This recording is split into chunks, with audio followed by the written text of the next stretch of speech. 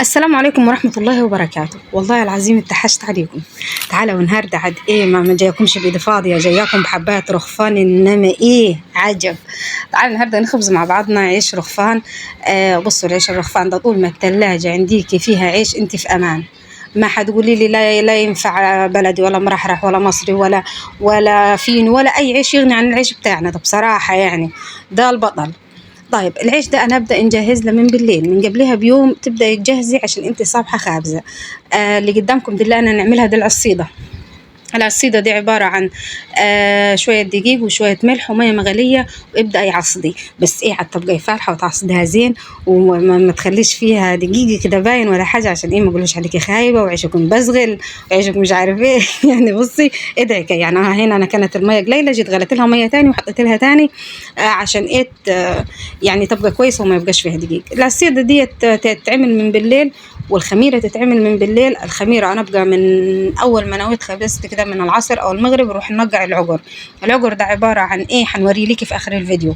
عبارة عن بعد ما نخلص قطيع العيش وتمام يبقى فيه شوية عجينة كده ملصقة في العجانية دي، نروح نفركهم بشوية دقيق ونخليهم يتهووا شوية، بعدين ندخلهم الثلاجة للخبزة اللي وراهم. ضلع لما كنا ويا خابزة ننقعهم وربيهم الخميرة وهكذا.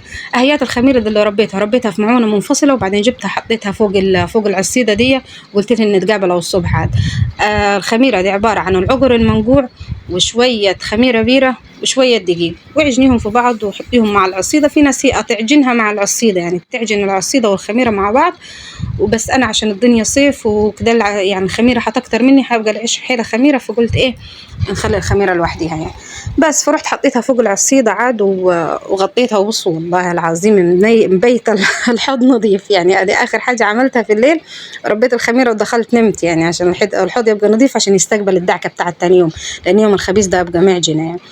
فجيت انا غطيتها وقلت لها تصبح على خير، وفي دقيقة يا بنت الصبح صبح يوم الخبيث ده في دقيقة الصبح صبح. المهم جيت لقيتها الخميرة ما شاء الله خمرت وتمام وزي الفل، والعصيدة من تحت طرية وناعمة وجميلة وايه، والدنيا بقت زي العسل. العصيدة باينة من تحت. فجيت ايه عاد تبدأ اي العجين. اول ما تعجني اهم حاجة تعجني بالراحة وتعجني كويس عشان انت ايه ما يبزغلش منك زي ما قلت لك. دي المسة دي والله ما نعرفها عبارة عن ايه، بس هي اسمها مسة يعني، مش عارفة ايه المادة اللي فيها. المسة دي في العيش تخليه منفوخ وجميل وحلو، ما تحطش في العيش يبوظ سبحان الله. يعني في ناس تخبز عيشها من غير مسة ولكن يبقى هابط كده مش هيبقى حلو. انا مش عارفه ايه فكرتها بصراحه. المهم الحته دي عباره جرامات كده، نحط نصها يعني الكيس اللي انتم شفتوه ده انا نحط نصها في العجين. جيت هنا عاد فرشت الفرشه بتاعه الوكل وايه عشان تبدا المدعكه، ورحت حطيت الميه وادي طلعت شويه دقيق من الدقيق اللي حنعجنه ده يتحط على جنب. ده التدفول بتاع العيش اللي هو يعني حنقطع بيه العيش، نسقط الرغيف فيه كده ونطلعه ونحطه على المقارص نقطع بيه العيش. وجيت ايه بدات حطيت الدقيق على الميه اللي انا كبيتها دي، واعجني يا بت اعجني ولتي لغايه ما تبقى عجينه طريه وناعمه وكويسه. انا نعمل عيش مدور فالعجينه تبقى ماسكه نفسها شويه. في عيش بقرون يتعمل العجينه تبقى مرخيه اكتر يعني لانها تقعد تعدل وتقلبي فيه، ولكن العيش المدور يحتاج ان العجينه تبقى ماسكه نفسها شويه. خدتها وطلعت الى اعلى عاد الدور الثاني انا هنخبز فوق، وادي جبت حبات مقارصي. بصوا انا بالنسبه للناس اللي حواليا هنا خبيز قليولي خالص يعني، انا خبز لي قد 15 رغيف مثلا. فده بالنسبة للناس قليل، الناس هتخبز في الأربعينات وهتخبز يعني إيه خبيز كتير.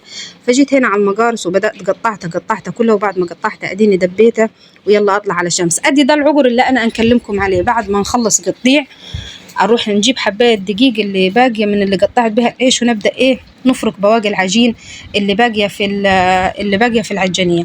نبدا نفركها. بعد ما نفركها نروح ناخدها نحطها في الطبق ونسيبها تتهوى شويه كده قد ما نحس ان العجين كش كده او بدا ينشف. وفي ناس تسيبها من بره خالص اللي هي بحيث ان هي تنشف خالص ادي نخليها في الطبق ونخليها تتهوى لاخر اليوم يعني مثلا وتنشف كده، وبعدين نحطها في كيس وندخلها في الثلاجه او في الفريزر بحيث ان هي نقعد محتفظه بها للخبزه اللي وراها. لان الخبزه اللي وراها ما ينفعش نخبز العيش من غيرها.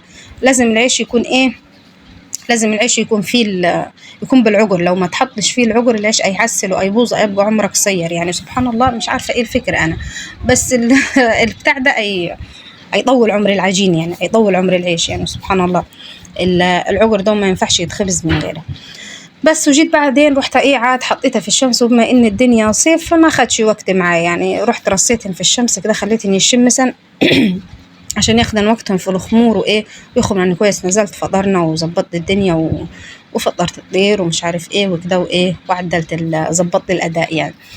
هنا رصيت على الحيط وقلت ايه ربنا يستر من البساس جنش يمشن عليه.